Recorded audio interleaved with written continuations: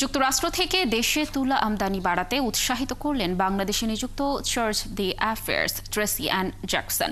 তুলা আমদানি বাড়ানো হলে দুদেশের মধ্যে বাণিজ্য ঘাটতি ও ট্যারিফ ইস্যু সমাধানে পাশে থাকার আশ্বাস দিলেন ইউএস কটন ট্রাস্ট প্রোটোকলের নির্বাহী পরিচালক ড্যারেন অ্যাবনি। রাজধানীর বসুন্ধরা ইন্টারন্যাশনাল কনভেনশন সেন্টারে এক সেমিনারে এসব কথা বলেন তারা।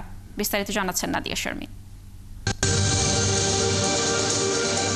তৈরি পোশাক ও বস্ত্র খাতের প্রধান কাঁচামাল তুলা আমদানিতে চলতি 2024-25 বাণিজ্য বছরে চীনকে ছাড়িয়ে যাবে বাংলাদেশ, এমন পূর্বাভাস দিয়েছে মার্কিন কৃষি বিভাগ ইউএসডিএ। আর তা হলে বিশ্বের শীর্ষ তুলা আমদানিকারক দেশ হবে বাংলাদেশ। এ অবস্থায় বাংলাদেশে তুলা রপ্তানি বাড়াতে আগ্রহের কথা জানান বাংলাদেশে নিযুক্ত মার্কিন charge the affairs. So that presents a tremendous opportunity to increase the amount of American cotton coming into Bangladesh. As the previous speaker noted, this is important in terms of the trade imbalance that currently exists, and addressing this trade imbalance is key for our economic relationship and our overall bilateral relationship. I am looking forward to the collaboration between American cotton and the manufacturing industry here in Bangladesh grow for the benefit of both economies, for the benefit of our bilateral relation.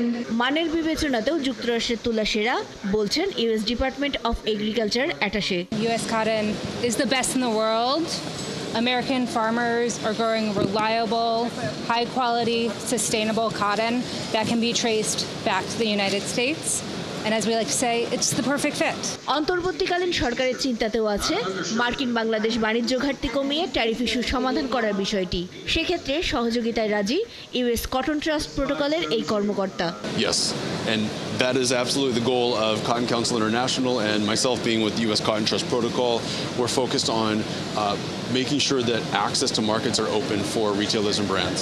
There's a lot of uncertainty in the market right now, and as the organization is working with administration to understand how we can tackle those challenges, I think that Bangladesh is specifically positioned in a favorable location with regard to the capacity that's here already and the established relationship that we've had with U.S. Cotton. এদিকে এত বছর ভারত নির্ভর থাকার তীব্র সমালোচনা করেন Bangladesh textile mills অ্যাসোসিয়েশনের সভাপতি। আগামীতে বেতন দিতে পারি কিনা, একবেলা খাইতে পারি কিনা, এখন এরকম একটা সিচুয়েশনে আছি। আর তারা এখনো ইন্ডিয়া দালালি করে। ইন্ডিয়া যদি বাংলাদেশের পণ্য বিক্রি করে প্রাইস ট্যাগ হইতে হবে এবং এটা ট্যাক্স দিয়ে আসতে হবে। আমার সরকার বঞ্চিত হচ্ছে ট্যাক্স থেকে। এত কি ভালোবাসা। মার্কিনি তুলাতেই দেশের বস্ত্র খাতের উন্নতি সম্ভব বলে মনে করেন তিনি। নাদিয়া শারমিন, একা